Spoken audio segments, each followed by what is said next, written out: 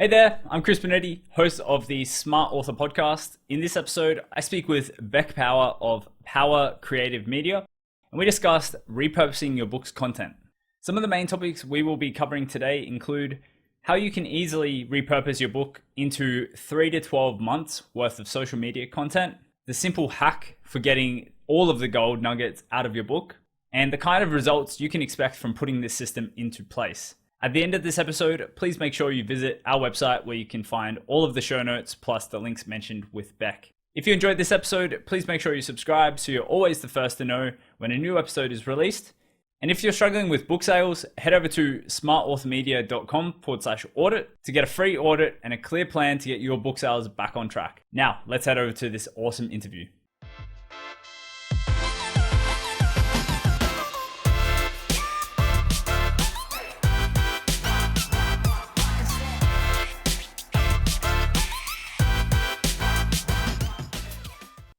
Hey guys, welcome back to another episode of the Smart Author Podcast. Today I'm joined by the awesome Beck Power of Power Creative Media. Beck, how are you? Hey, I'm great. Thank you. It's awesome to be here. Yeah, no, it's absolutely awesome to have you. Beck actually recently caught my attention with all of the crazy repurposing stuff she's doing for authors. And I was like, I have to get Beck on.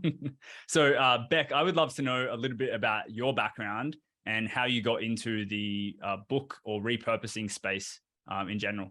Yeah, absolutely. So I've been doing this nearly 4 years, or just before the pandemic. I started doing content repurposing, but I've been working online for maybe 10 or 12 years. The last 10 or 12 years, I've been nomadic, so traveling, nonstop around the world. 50 something countries. And I just decided after a long string of learning online stuff, as you do, websites and traffic and everything, I decided that content was where I wanted to hang my hat. So when you go through those kind of, like, what were you doing before that? Like when you were doing your nomadic travels, were you just like generally marketing for people or like building funnels, website? Like how did you get into specifically repurposing books content? Yeah, so they always say to niche down, right? And then it's like, okay, cool, I'm gonna, help whoever random whatever with websites. And I did that for a while and I realized I'm not super into website building and funnels and things like that. I ran the ClickFunnels route for a little while. And I enjoyed that. I was honestly, there was a time, especially when I first left New Zealand, that I was doing anything they would pay the bills. I was like, oh, you need some marketing help? I worked for a silver company in Thailand for a bit doing marketing, and I did some freelance web design and ghostwriting and copywriting and I've literally done probably everything in this industry. And then, I figured after I ran a few info products myself, so I wrote a little book about travel hacking, because I used to be a travel agent back in the day. And that taught me a little bit about info products and how, you can make money while you sleep, and you can sell books, and you can build a little course that, is the next level up from your book, and the ascension model and all that stuff. And as I learned about that, I created more of those types of things, and I learned that you need traffic, and I couldn't afford to buy traffic at that time. So, I was doing organic content marketing, and that became a real interest. And also, I think a lot of people don't, they're doing it because that's what there is to do, but they don't do a great job of it, and they think that you just need to buy ads, which I'm not saying there's anything wrong with buying ads. That's totally the way. And if you don't have the cash for it, or if you want to go the organic route as well, people look you up online. They want to see what you're about. They want to read more about you and read your opinions and stuff. So I got really passionate about it. And now I help people to create that type of content for themselves online. And I feel like so many people are like, it has to be one way or the other, and it's so not true. And if you go ahead and set things up in the right way and on the right channels, like the potential for organic reach is insane, which, I can see why you're going the TikTok route right now with the way that you're repurposing content, because the potential's on that platform, just because it's new, hot, and gets a lot of traction in its own unique way. it just has huge potential for visibility from an organic reach perspective. Yeah, I wasn't always using TikTok. Just recently, we've started doing TikTok because it's just so massive right now. It's like the golden age of TikTok. And up until now, we've been doing, repurposing content all over the show. Some people work on LinkedIn, some people want to do Facebook groups, some people they would do reels or Instagram, whatever. And so it was kind of, like I said before, you want to niche down. It was kind of a little much for me. Like everyone wanted different stuff. And so content, in terms of creating for the platform, which I think is really important, having the right context for your piece of content, it became complicated. And not that I'm still doing that stuff. If someone wants, 100 LinkedIn posts from their book or something, we'll do it. But, and I think that that's great. But right now, a focus or an offer that we've got going is TikTok, because it is literally so popular and the views are insane. You can get so many views right now from posting consistently. And that's one of the things that we really help people with, is posting more consistently, because you might make 3 videos and then not make anything for 3 months. And then you feel bad, and it is that whole shame spiral of not putting out the content that you want. And so all we do is help people to be more consistent by using their existing stuff. We're not creating all new content every day. That's exhausting. The stuff, honestly, most people already have enough content. They've already done the hard work, especially if you have a book, right? You already did the book. You wrote the thing. You sat down every morning and you wrote it or whatever. And now that book, unless someone actually downloads and reads it, no one's seeing it. And I think we've got to pull out all the best bits of the book to be seen by more viewers. So when we I'm a huge advocate for this, by the way, but when we have like a book, one big piece of content repurposed down into a little bit, lots of little pieces of content, do you have any backlash around like, well, I'm just giving away my book's content for free? Do you have any like qualms like that when you work with authors?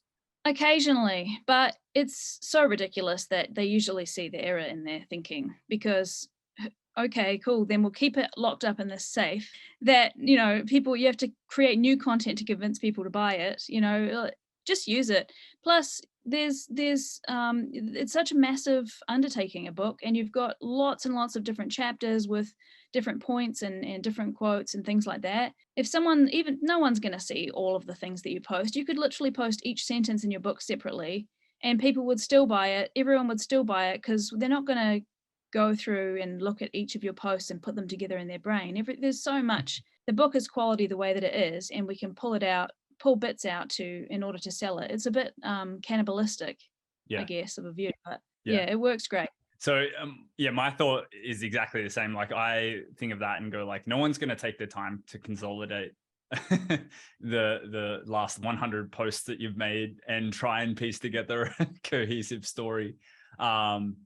So, and like from my perspective as well, if someone's watching the repurpose content, reading or watching the repurpose content, and they like the vibe that you're putting out, then the chance of them buying the book that you reference is going to be so much higher, because they're getting a fantastic feel for you as an author and the way that you speak, the way that you write, the way that you present. And you're going to have a fan in my books, like on your hands. So they're going to go right to buying the book whenever they can. 100%. We all have stuff that we see online, like quotes or chunks of text that come from a book, and it makes us go, oh, damn, that's really good. What book is that? And add it to our Amazon cart or whatever. Yeah, 100%. So Beck, can you tell me the process you go through when you're taking someone's book? Like, okay, so I've come to you, I've got a book. Beck, I want to create as much pieces of content I can with this book. What's the process you go through, and how can, some of our listeners do something similar for themselves? Yeah, so I love it. I love the system of it. That's kind of my nerd brain. I love creating systems for things. So when we go through and repurpose a book, we usually do it as part of its own package. So we have like a monthly deal on repurposing videos and podcasts and things like that.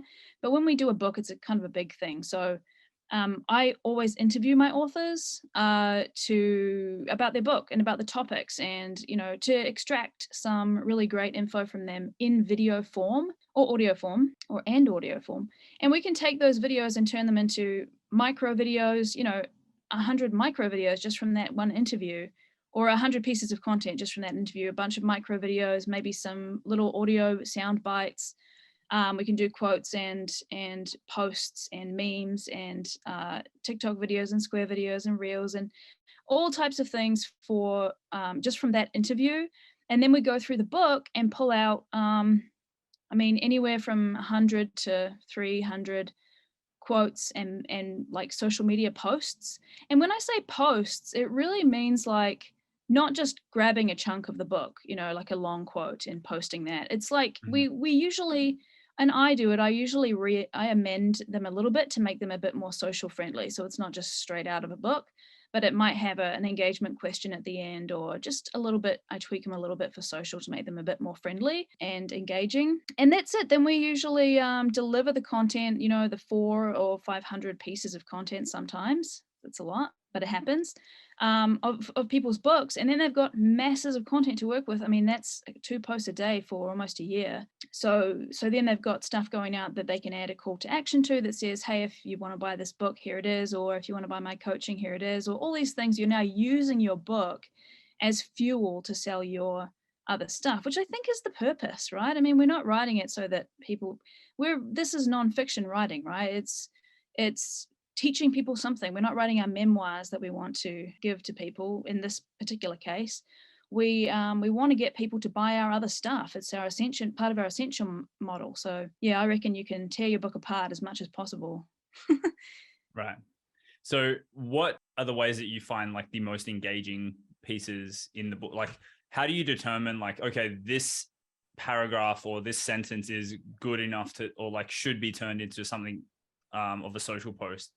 Do you have any like identifiers that bring that out? Yeah, so I'm a big reader, so I love going through books. That's one of my favorite parts. And I tend to choose things that elicit some type of emotional response where possible. Or I will ask my author, like, okay, well, who are we going for here? Who's reading this? Are they totally new to the industry? Do they know what they are, looking for? Where are they at in the awareness stages of their journey? And then I will find things that appeal to that reader, things that would be helpful to them in that journey. I won't always choose short quotes. Sometimes we'll put them on quote cards and they need to be fairly short, but sometimes there's like a story. A story is really good. And a lot of times in nonfiction books, we have stories about customers, case studies. I actually have this concept called bridging content, which is a term that I invented, I guess. And what it means is that it's content that paints a picture for clients, or prospective clients. But we all have people that we've followed online who we didn't buy from yet, and it's almost inexplicable. We follow them, we like their stuff, but we haven't bought anything from them. And that's because we haven't imagined buying anything from them. We haven't crossed the line between just following them and whatever and liking their stuff enough to purchase something. And so we want to bring those clients over the line of wanting to purchase something. And we do that using bridging content. It's just, you create a little bridge over the line. And so what that looks like is case studies. It looks like testimonials. It looks like explaining like I have a piece of content, right, which is a video where I walk people through what it's like to buy from my buying page. Like, okay, we're going to go through here. Here's a sales page, and then you click the buy button. And what happens is you type in your details here. That's what it looks like. And then on the next page, you're going to see this. And all it does is teach their brain that's what it would be like to buy from me. And so that crosses them over the line. And over time, I've turned from someone that's just whoever on social media to, if they see a lot of those things, they feel like one of my customers.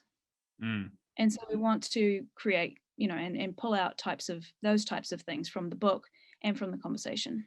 Do you have any other like hacks or tips that you can recommend for repurposing the content from books? Yeah, so honestly, with books, if you're just repurposing your own book, it's super duper easy to and I really enjoy doing it. So I'm, maybe a weirdo, but all you do is pull up a Word doc and your ebook, and you just literally go through and copy bits and paste them over into your Word doc. And I have a little system just for my own brain where if it's a quote that's for a quote card or just a quotable thing, I'll put a little dash next to it before I paste it. And if it's not, then I just leave it without the dash. And then I know what my quotes are versus what my longer pieces of content are. And the real pro tip is to, as you're pasting them, just tweak them as you go. Otherwise, you got to go through, paste all of them, do the whole thing, and then go through them again to make sure that they're ready for social media. So that's literally, if I was just repurposing my own book, I would just do that. And you've written the book, so that might be, maybe you never want to look at it again. I get that. That can happen. And that's why, people come and have me do it, because I can spend a couple of hours and pull out masses of content from your book. And I can also see things that maybe you can't, because most authors are too close to their books and they need somebody else to go through and find the bits that they are too close to be able to see. Yeah. And I'll make sure that Beck's profile, or whatever way to get in contact with Beck, is in the notes as well, so that you you guys can get in touch for that. Cool. Because I can already see myself referring as many authors as possible to Beck's service, because most of the time, like the smart authors that are listening here are business owners as well. They probably shouldn't be doing repurposing of content themselves. That's an outsourceable task, in my opinion. So, yep, I agree. Awesome. So when it comes to like the repurposing side of things, what have like the results or the outcomes been? Like, do you find that you've been able to like help people turn their social profiles around from an organic perspective in terms of engagement and visibility? Well, most of the people that I've worked with have, fairly decent social profiles. They're putting stuff out. Not many of them are starting from zero. If they do start from zero, usually we can get a lot of immediate traction. We had like 4,000% increase in views and engagement a few times, something like that, thousands of percent, just because they weren't posting anything to begin with. But and then what that does, as we're posting, we don't always post for them. But when we do, we really make them consistent. And it's funny, a lot of times when we don't post for people, when we deliver a whole bunch of content, it's a lot for people to handle. And this is something that I've had to, I guess, I've encountered it in my business, and it's something that I'm always trying to, I'm going to say, fix, because people don't know what to do with a lot of content. They get overwhelmed without any. And now they've got 300 pieces and they're like, oh no, what am I going to do with this? Can someone help me to like log in and post it? So people are, overwhelmed by content. And when I give them too much, they don't know what to do. And so it's my job to figure out, do I just post it for them? Do I train them on how to hire a VA to post it for them? Because I don't think it's a very good use of an author's time to be logging in every day and posting one post at a certain time or things like that. And you can use, softwares that will post for you, but those aren't the best. I think that platforms will punish you for using a lot of third-party softwares, just a little bit in the algorithm. If you don't have any other way to do it, I definitely recommend doing it, because it's better than not posting anything. But it's always going to be better to post natively. So I've lost my train of thought. What did you what did you originally ask me? I think I got off on a tangent. Yeah, just like outcomes and results from implementing a system like that. Yeah. There's a lot of times we've had massive success, 4,000, 6,000, 10,000% increase. As we go especially with things like TikTok, followers become more of an interest for people. I don't know if it's just a vanity metric. It kind of is, depending on the thing. But I think with a nonfiction book, and especially if you've got the right call to action in your profile, then it results in a lot of sales and followers and likes and all those things as well. Yeah. And so just to follow up on that as well, when you have your repurposed content, do you typically include call to actions in the profile or the post, or just the profile itself? So on things like TikTok, we leave the link in the profile. because everyone knows you check the bio, same with Instagram. But one thing that this does bring up a really good point. A lot of times people haven't prepared for having all of this content. I've created loads of content for people before and then gone to their website or their landing page where they're sending people and gone, this doesn't even have a place for them to sign up. Like this doesn't even have a place for them to buy the thing, so I call it just getting your ducks in a row, right? Before you start really going mental with content, it's just making sure that your customer journey is like on point. Everything's in place where it needs to be. Yeah, that's because you'd be surprised how many people haven't got that. They think they should be posting loads, and they are posting loads, but the content isn't doing its job because there's no link in the bio or there's no obvious thing that should be there. So just checking all that stuff is very important. Yeah, absolutely. And so like anyone who's listening, authors have either a page where you have like all of your book resources or like a place where people can buy your books from the different marketplaces, Amazon, etc. Or, have your free plus shipping book funnel kind of set up in your bio. So when someone wants to get a copy of your book from all of the repurposed content that they've viewed, they have a place to go. It's a special offer, like it makes sense. And I would definitely just recommend having a really good offer in place beyond your book being free. And you can go check out my episode on what should my book offers be back at episode 7 for that. But definitely if you have those things in place, you're going to be like really, really, really well set up for any amount of traffic to come through.